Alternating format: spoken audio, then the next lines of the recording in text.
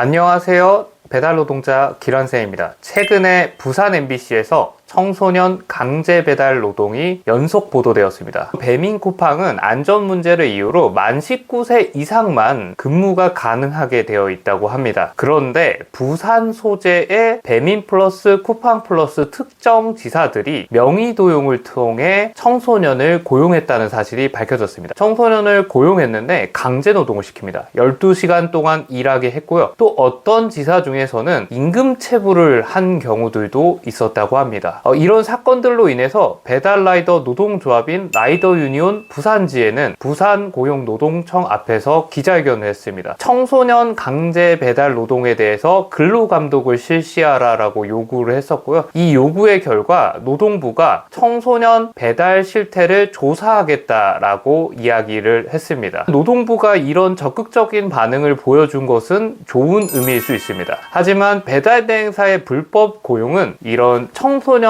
강제 배달만 있었던 것은 아닙니다. 최근에 배달의 민족은 9월 16일에 그리고 쿠팡이츠는 9월 24일에 명의도용 방지 캠페인이라는 걸 하기 시작했습니다.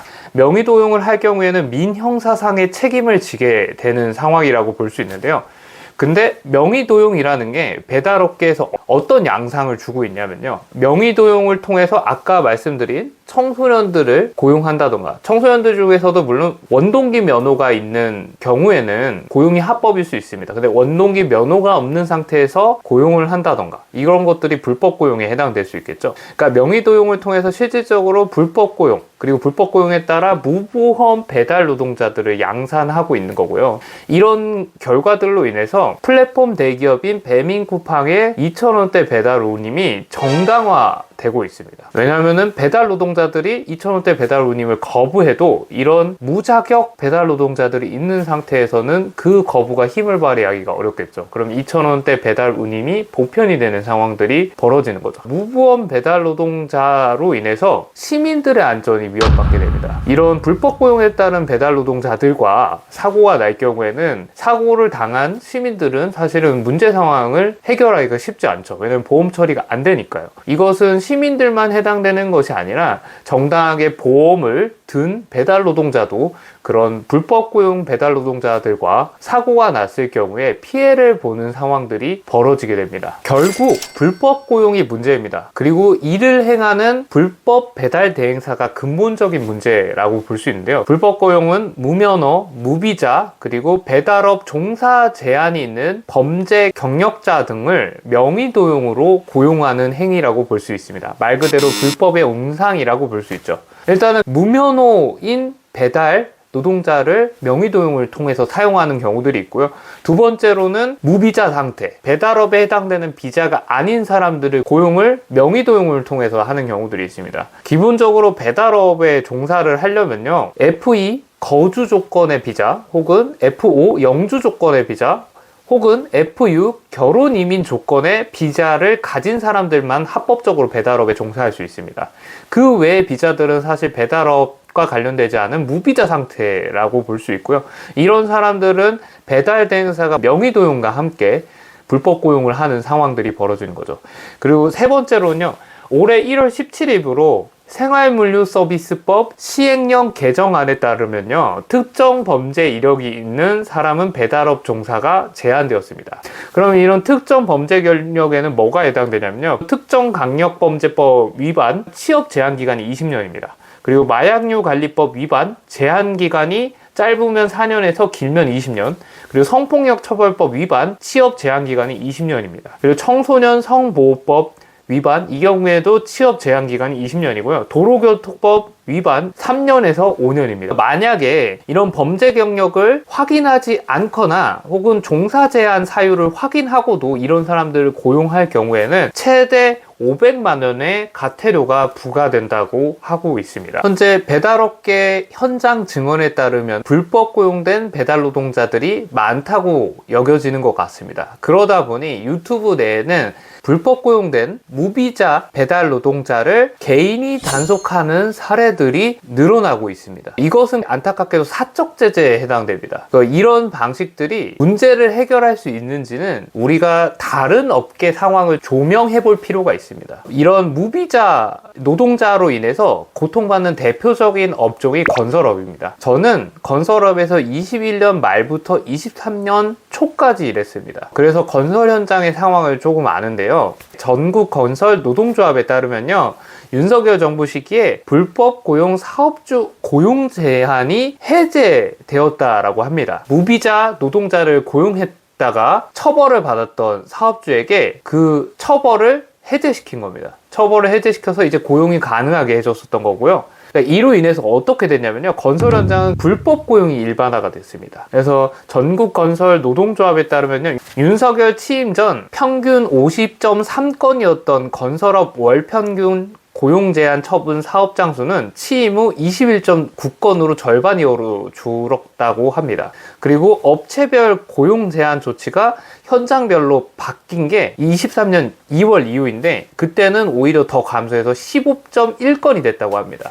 쉽게 얘기하면 불법 고용을 하고서 고용 제한을 받았던 사업장들의 건수가 줄어들었다는 겁니다. 그러니까 불법 고용을 해도 제대로 처벌을 안 하는 상황들이 벌어졌다는 거고요.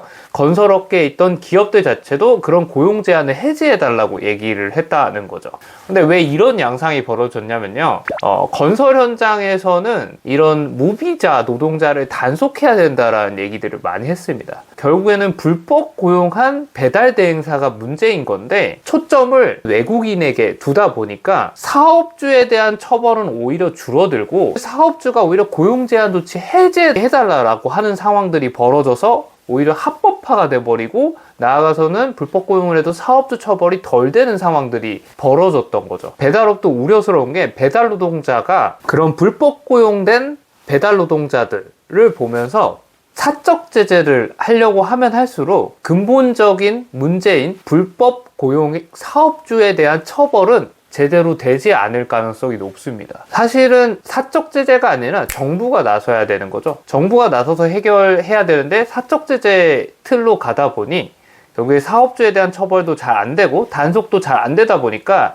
건설업처럼 무비자 노동자에 대한 고용 제한이 해제되는 상황들이 벌어질 겁니다. 배달 업계의 사업주들이 그런 요구들을 할 가능성이 존재합니다. 배달의 미래를 위해서라도 사업주 처벌에 초점을 맞춰서 배달 노동자들이 움직이실 필요가 있다고 생각합니다. 배달 노동자들이 계속 사적 제재를 하는 이유는 정부가 나서지 않기 때문에 답답해서 그런 거고, 방법이 뭔지 모르기 때문이라는 생각도 듭니다. 불법 고용 배달 대행사에 대처하기 위해서 우리는 어떤 법을 알아야 되고 그 법을 어떻게 활용해야 되는지를 이야기하겠습니다. 배달 대행사에게는 안전보건 의무라는 게 존재합니다. 배달 노동자는 산업안전보건법상 77조와 78조의 적용을 받고 있습니다. 77조는 특수 형태 근로 종사자에 대한 안전 조치 및 보건 조치 등을 의미하고요. 78조는 배달 종사자에 대한 안전 조치를 의미합니다. 그래서 77조는 2항 파트로 가면요, 노무를 제공받는 자에게 안전 및 보건에 관한 교육을 실시하여야 한다라고 얘기를 하고 있습니다. 그리고 78조는 산업안전보건기준에 관한 규칙이랑 연결이 되는데요. 산업안전보건기준에 관한 규칙 제673조는요, 배달 종사자에 대한 안전조치를 이야기하고 있습니다. 배달 노동자를 최초로 등록할 경우에는 면허증 및 안전모 보유를 확인해야 된다라고 얘기를 하고 있습니다. 그리고 두 번째로는 안전운행 및 산재 예방 관련 사항을 정기 고지해야 된다고 하고 있고요. 세 번째로는 배달 시간을 재촉하면 안 된다라고 하고 있습니다. 그래서 배달 대행사의 안전보건 의무는요, 안전보건 교육 실시, 그리고 이 안전보건 교육을 안 할 경우에는 근로자 1인당 1차로 10만원, 근데 또 시정을 안 했다, 2차로 1인당 20만원, 또 안 했다, 3차로 1인당 50만원, 최대 1000만원의 과태료가 부과됩니다. 그 다음에는 면허증과 안전모를 확인하지 않았다, 위반 시에 과태료를 1차로 500만원, 근데 시정을 하지 않았다, 2차로 과태료를 700만원, 또 시정을 하지 않았다, 위반 시 과태료로 1,000만 원을 부과합니다. 배달 대행사의 안전보건 의무를 활용해서 불법 고용에 대응할 필요가 있습니다. 라이더 유니온 충북지에는요, 2월 20일에 노동청에 딜리온 흥덕센터를 안전보건 의무 미조치로 진정서를 제출했습니다. 그래서 지난 8월에 노동청은 딜리온 흥덕센터에게 산업안전보건법 제77조 2항에 따른 과태료를 부과합니다. 안전보건 교육을 미실시했다라는 이유로 과태료를 부과했던 거죠. 이 당시의 과태료 조치는요, 전국 최초의 배달 대행사의 안전보건 의무 위반에 따른 조치입니다. 제가 앞서도 말했듯이 결국 불법 고용 배달 노동자의 근본적인 문제는 이들을 불법 고용하고 있는 배달 대행사인 겁니다. 고용 배달 대행사 처벌에 초점을 맞춰야지만 이 배달 대행사들이 향후에 무비자 노동자들의 고용 제한을 해제해달라는 주장을 하기가 쉽지 않아질 겁니다. 애초에 불법을 하고 있었던 거고요. 오히려 불법 고용 배달 노동자들로 인해 플랫폼 대기업인 배민쿠팡이 비정상적인 이윤을 획득하고 있는 상황이 문제인 거죠. 방법을 말씀드리면요, 무면허와 안전보건교육 두 가지 초점을 맞춰서 노동청에 신고를 한다라고 생각을 하시면 되는데, 그럼 불법 고용과 관련된 인원들이 있으면요, 해당 인원 명단을 정리해 놓으셔야 되고요. 그리고 해당 인원이 일했다는 사실관계 확인서를 작성하실 필요가 있습니다.